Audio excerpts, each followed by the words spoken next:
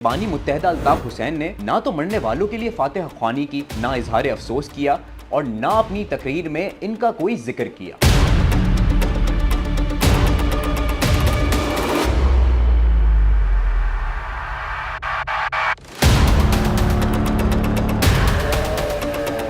घग्गर फाटक के ऊपर एमक्यूएम के कायद अल्ताफ हुसैन और उनके मरकजी रहनुमाओं को गिरफ्तार कर लिया गया।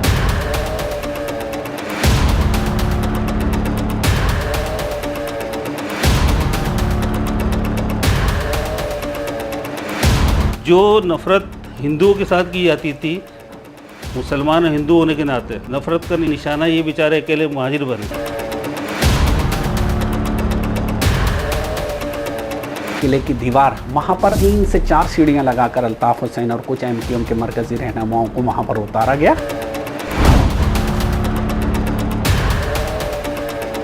बाकायदा कहा जाता तुम मक्कड़ हो, मटर भी हो, भैये हो, तरह तरह के नाम दे रखे थे। उसमें एक महाजिर नाम भी था।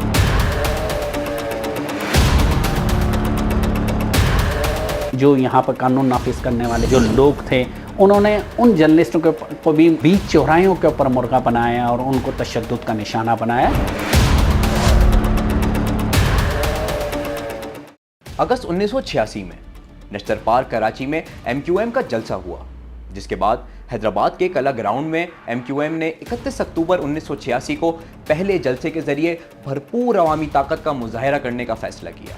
लोगों के जमे गफीर ने जलसे में शिरकत की और इसे तारीखी बनाने के लिए मुख्तलिफ जगहों से कला ग्राउंड पहुंचे। यूं लग रहा था जैसे कोई नई सियासी ताकत अपने कदम जमा रही है। उसी रोज़ कराची के इलाके सोराब गोट और हैदराबाद के मुख्तलिफ इलाकों में एमक्यूएम के मुतादिद अफराद को फायरिंग करके कत्ल किया गया। लेकिन ताज्जुब की बात यह थी कि बानी मुत्तहदा अल्ताफ हुसैन ने ना तो मरने वालों के लिए फातिहा ख्वानी की, ना इजहार अफसोस किया और ना अपनी तकरीर में इनका कोई जिक्र किया। जलसा ख़त्म हुआ, शहर में आग लग गई, कर्फ्यू लगा और जो जहां था वहीं महसूर हो गया। 31 अक्टूबर को हैदराबाद के लोगों पर जैसे कोई मुसीबत आ गई हो। इस दिन आखिर हुआ क्या था? क्यों अल्ताफ हुसैन ने अपने कारकुनान की मौत पर इजहार अफसोस न किया? 8 अगस्त 1986 को एक आलीशान जलसा होने के बाद जो एमक्यूएम का हुआ था, उसके बाद एमक्यूएम ने ऐलान किया कि 31 अक्टूबर 1986 को हैदराबाद पक्का किला के अंदर, जो हैदराबाद में असल में सियासी गढ़ करार दिया जाता है, कि वहाँ पर जो भी तंजीम या जो कोई भी पार्टी वहाँ पर जलसा कर लेती है, फिर वो उरूज पर पहुँच जाती है। 31 अक्टूबर को जलसे के ऐलान के बाद कराची और अंदरून सिंध से और हैदराबाद के अंदर कराची से जो है आने वाले काफ़िलों के ऊपर सोराब गोट के मुकाम पर फायरिंग की गई, जिसके अंदर कोई दर्जनों के करीब एमक्यूएम के कारकुनान शहीद हो गए थे, हमदर्द ज़ख्मी, ये वो इस तरह की खबरें यहाँ पर आ रही थी। लेकिन काफ़िले मुसलसल यहाँ आते गए। 31 अक्टूबर के जलसे से पहले नेशनल पार्क के अंदर एक तारीखी जलसा हुआ था। तो जारी बात है, उससे पहले छोटे छोटे गलियों मोहल्लों के अंदर प्रोग्राम होते थे। जब नेशनल पार्क का जलसा हो तो सबकी ख्वाहिश थी कि हैदराबाद के अंदर भी जलसा हो। जिद्दी ये जलसा था तो 31 अक्टूबर को कराची से जब काफ़िले चले हैं तो इनके ऊपर फायरिंग की गई। फिर इसके बाद ये हैदराबाद पहुँचे तो यहाँ पे भी होटल से फायरिंग की गई। कराची हैदराबाद के अंदर काफ़ी लोग उसको शहीद हुए। ऐसा अजीब सा लगा कि इसके अंदर किसी को कोई ना हमारी जानिब से इश्तियाल दिलाया गया, ना कोई ऐसी चीज़ थी, लेकिन बिला जवाज़ फायरिंग की गई। अच्छा, हम चूँकि ये चीज़ें देखते आए, बाद में भी देखते रहे कि इसके बाद और साना अलीगढ़ और कस्बा कॉलोनी हुआ, इसके अकेला ऑपरेशन हुआ। ऐसे वाक़यात लातादाद मरतबा हो चुके हैं। उभरती हुई एमक्यूएम ने पक्का कला जलसे के जरिए हैदराबाद को अपना सियासी मरकज़ बनाया। मुख्तलिफ अजला और शहरों से लोगों ने जलसे में शिरकत की तैयारी की और बड़ी तादाद में यहाँ पहुँचे। ज़राया अबलाग, मोबाइल फ़ोन्स और इंटरनेट तक रसाई महदूद होने के सबब बानी मुत्तहदा और चंद रहनुमाओं के अलावा कारकुनान की हलाकत की खबर ज़्यादा लोगों तक नहीं पहुँच सकी। जलसे में कारकुनान की हलाकत की खबर को छुपाया गया और जलसे को जल्दी वाइंड अप भी किया गया। लेकिन फिर क्या हुआ? टावर मार्केट के ऊपर एक होटल पे से फायरिंग की गई थी, जिसके अंदर एक जो मैं जानता हूँ मैं उन्हें, वो ज़फ़र अली जो थे, उनको मार दिया गया था और उसके साथ दीगर लोग भी यहाँ पर मारे गए थे। लेकिन ये इत्तला हैदराबाद में जहाँ पर जलसा सजाया गया था, जहाँ पर हज़ारों नहीं लाखों की तादाद में लोग थे, और मेरी ज़िंदगी के अंदर उससे बड़ा जलसा आज तक कभी हुआ ही नहीं है, क्योंकि लोगों के लिए हैदराबाद की एमक्यूएम ने शाही बाज़ार तक स्पीकर लगाए थे। किला चौक का तो ये था कि किले के अंदर जाने से ही मना कर दिया था एमक्यूएम के कारकुनान ने कि जो लोग हैं वो किले ग्राउंड की तरफ ना जाएं। वहाँ पर जब एमक्यूएम के कायद अल्ताफ़ हुसैन ने खिताब किया तो ये उनकी होशियारी थी, ये उनकी समझदारी थी कि उन्होंने कराची वाले वाक़े की और हैदराबाद वाक़े का ज़िक्र ही नहीं किया। जिसके बाद होना ये था कि अगर वो इस चीज़ का ज़िक्र कर जाते तो हो सकता है कि शहर के अंदर बड़ा इंतशार फैल जाता है, हो सकता है कोई लसानी फसादात शुरू हो जाते सोराब गोट के हवाले से जो वाक़या हुआ था उसके बाद। और यहाँ पे जो टावर मार्केट पे भी जो वाक़या हुआ था उससे ही मुमासलत रखता था।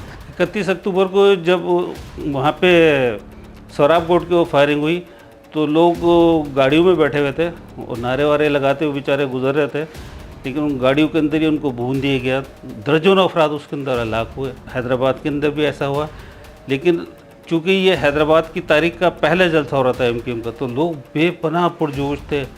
और अगर उस वक्त कोई उनको इतला देता कि सोराब गोट में ये हुआ है और मार्केट टावर के ऊपर इस तरह कत्ल किए गए हैं, तो लोग इश्ताल में आ जाते और हो सकता है कि बड़े पैमाने पर फसादात शुरू हो जाते। तो उसको पुरअमन रखा, बल्कि उसको जल्दी वाइंड अप कर दिया था प्रोग्राम को। लेकिन लोगों का जज्बा उस ज़माने के अंदर, हम सब के सब नौजवान थे और नौजवानों को आप कौन जानते हैं कितना गर्म होता है। बारह उसको पुरअमन तौर पर जलसे के, लेकिन उसके बावजूद फिर कर्फ्यू वगैरह लग गया था। जलसे की इंतज़ामिया को यह खदशा था कि हालात कशीदा हो रहे हैं और सोराब गोट और हैदराबाद में फायरिंग के बाद लिसानी फसादात की बू आ रही है। इसीलिए अल्ताफ़ हुसैन को किला की दीवार से सीढ़ी लगाकर फौरी रवाना किया गया और इनको हैदराबाद कराची सुपर हाईवे से नहीं बल्कि बजरिया नेशनल हाईवे से जाने की हिदायत की और घग्गर फाटक के मुकाम पर बानी मुत्तहदा की गिरफ्तारी अमल में आई। इस तरह की सूरत हाल हो गई। लेकिन फिर जलसे के बाद यहाँ पर इतना बड़ा क्राउड था कि अल्ताफ़ हुसैन को यहाँ से लेके कैसे जाया जाए। तो फिर एक फ़ैसला किया गया कि जो मरकज़ी दरवाज़ा था किले का, क्योंकि किले के अंदर अब तो 2-3 दरवाजे हो गए, पहले 31 अक्टूबर का सिर्फ एक ही दरवाज़ा था। वहाँ से लोग निकल रहे थे। अल्ताफ़ हुसैन की गाड़ियाँ किस तरह निकाली जाएंगी, तो गाड़ियाँ तो निकाली गई, लेकिन फिर अल्ताफ़ हुसैन को उधर वाप साहब की जो दरगाह किले की दीवार, वहाँ पर 3 से 4 सीढ़ियाँ लगाकर अल्ताफ़ हुसैन और कुछ एमक्यूएम के मरकज़ी रहनुमाओं को वहाँ पर उतारा गया। और फिर वहाँ से, लेकिन यहाँ पर भी पाबंदी लगा दी गई है एमक्यूएम के लोगों के ऊपर कि आप सुपर हाईवे से नहीं जाएंगे। उनकी इसलिए कि सोराब गोट आएगा और सोराब गोट के ऊपर फिर झगड़े का इम्कान था, तो उन्हें यहाँ पर नेशनल हाईवे से जाने की इजाज़त दी गई थी। और घग्गर फाटक के ऊपर एमक्यूएम के कायद अल्ताफ़ हुसैन और उनके मरकज़ी रहनुमाओं को गिरफ़्तार कर लिया गया था हैदराबाद के अंदर। उसके बाद पहला जो है ये कर्फ्यू माजी के अंदर तो कभी लगते होंगे, लेकिन हैदराबाद के अंदर पहला कर्फ्यू लगा था। हमें इस बात पे इत्मीनान रहता है कि हमारी जानिब से कभी भी किसी बस्ती पे हमला नहीं किया गया, ना किसी के जलसे में, ना किसी के जुलूस में। लेकिन ऐसे वाक़यात तसलसल के साथ माजी में भी और अभी तक चलते चले आ रहे हैं।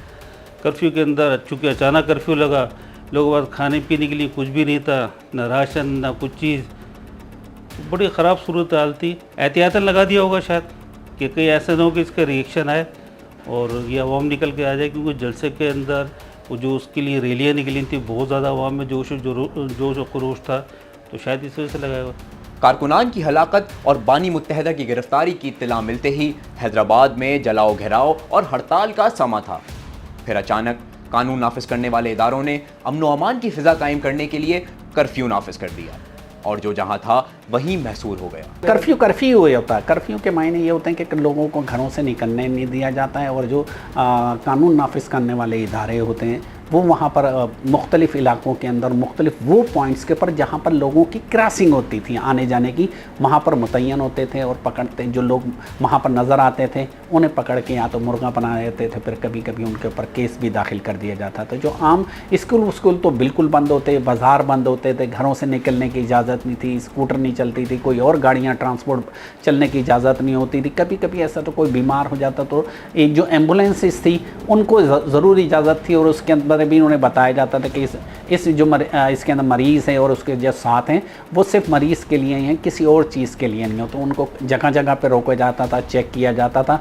सहूलत सिर्फ जो यहाँ पर कर्फ्यू पास बनते थे वो हैदराबाद के जर्नलिस्टों को बनते थे, जिसके भाई हैदराबाद के जर्नलिस्ट बहुत मुश्किलात के अंदर कई जगह पर कई वाक़यात हुए कि जो यहाँ पर कानून नाफिज करने वाले जो लोग थे उन्होंने उन जर्नलिस्टों को भी बीच चौराहों के ऊपर मुर्गा बनाया और उनको तशद्दुद तशद्दुद का निशाना बनाया। हम जैसे लोग उन्होंने देखा कि अचानक फौज आ गई है, और उसके बाद उन्होंने कहा सब लोग अपने घरों पे रहें, कोई घर से बाहर ना निकले, जो घर से बाहर निकलेगा उसको गोली मार दी जाएगी। सारी बात है, कर्फ्यू का उसूल है। लोग अपने घरों पे महसूर होकर रह गए, और बहुत सारे लोग ऐसे थे किसी और रिश्तेदार के गए, वो उधर फंस के रह गए। यहाँ पे रहने वाले लोग वही हैं कि जो रोज़ का कमाते हैं और रोज़ का खाते हैं, और ये तकरीबन 2 या 3 दिन तक तो लगातार कर्फ्यू रहा, यानी दिन रात का। ऐसा नहीं कि उसमें कोई वफ़ा आया हो। तो उसके अंदर लोगों में परेशानी थी, कोई बीमार है, कोई बहुत ही ज़्यादा बीमार है, तो फिर ये होता है कि सफ़ेद झंडा लेकर आ जाते थे कि रोड के ऊपर जहाँ पे इनकी कानून नाफिज करने वाले इदारों की गाड़ी वाड़ी जा रही होती, भाई हमको ये इमरजेंसी हो तो जाने दिया जाए। बालत मजबूरी जाने भी दिया जाता था। तो फिर 2 या 3 दिन के बाद फिर वक्फा हुआ था 2 घंटे का। फिर उस वक्त वहाँ बाहर निकली थी कोई खाने पीने का अपना इंतज़ाम करने के लिए, और बहरहाल बहुत बुरा वक्त था, लोगों ने गुजार लिया उसको भी। कर्फ्यू में निकलने वाले को सीधा गोली मारने का हुक्म था। ये भी देखने में आया कि किसी ताकतवर शख्स ने खिलाफ वर्जी की तो उसके खिलाफ भी एक्शन हुआ। यहाँ तक कि कर्फ्यू पास रखने वाले सहाफ़ियों को भी बीच सड़क पर मुर्गा बना दिया जाता। सिर्फ इंतहाई इमरजेंसी की सूरत में किसी मरीज को निकलना पड़ता तो उसके लिए भी पहले सफ़ेद झंडा लहराया जाता, उसके बाद ही अस्पताल जाने की इजाज़त मिलती थी।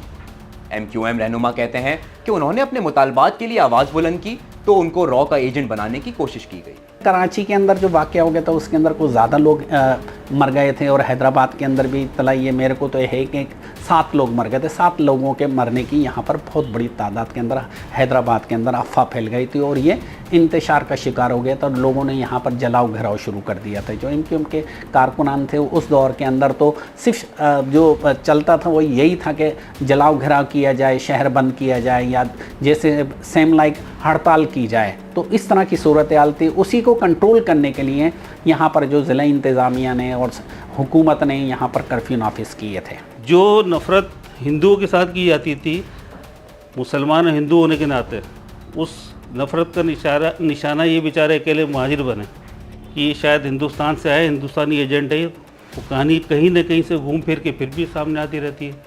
अब चूँकि हम हिंदुस्तानी एजेंट कहलाए, तो फिर उसके लिए ना तो कोई नौकरी होनी चाहिए, ना कोई आला तालीम के दरवाजे होने चाहिए, ना कारोबार करने का हक़ होना चाहिए, ना पुरअमन सियासी जद्दोजहद करने का हक़ होना चाहिए। ये तो हिंदुस्तानी एलियंस हैं। यहाँ पे 2 नस्लें इस तरह गुजर गई। कुत्ता बिल्ली भी मरेगा तो उसके लिए पूछा जाता है कि भाई इसको क्यों मारा गया, लेकिन ऐसा नहीं होता। वही वाली बात कि भाई ये तो शायद हिंदुस्तान है, हिंदुस्तान से आए हुए ना, इस वजह से गैर लोग हैं, एलियंस हैं। मुसलमान और पाकिस्तानी होने के अलावा भी शनाख्त तलब की जाती थी। बाकायदा कहा जाता तुम मक्कड़ हो, मटर भी हो, भैया हो, तरह तरह के नाम दे रखे थे। उसमें एक महाजिर नाम भी था। तो हमको एहसास हुआ कि ठीक है भाई, ये महाजिर नाम हम इख्तियार कर लेते हैं। माजी में हैदराबाद में 31 अक्टूबर जैसे कई खौफनाक वाक़यात पेश आए। जो कुछ यहाँ हुआ इसका जिम्मेदार कौन था? जिसके साथ नाइंसाफ़ी हुई क्या उसका अजाला हुआ? जिसने ज़्यादती की क्या उसको सज़ा मिली? ये सवाल हम छोड़े जा रहे हैं।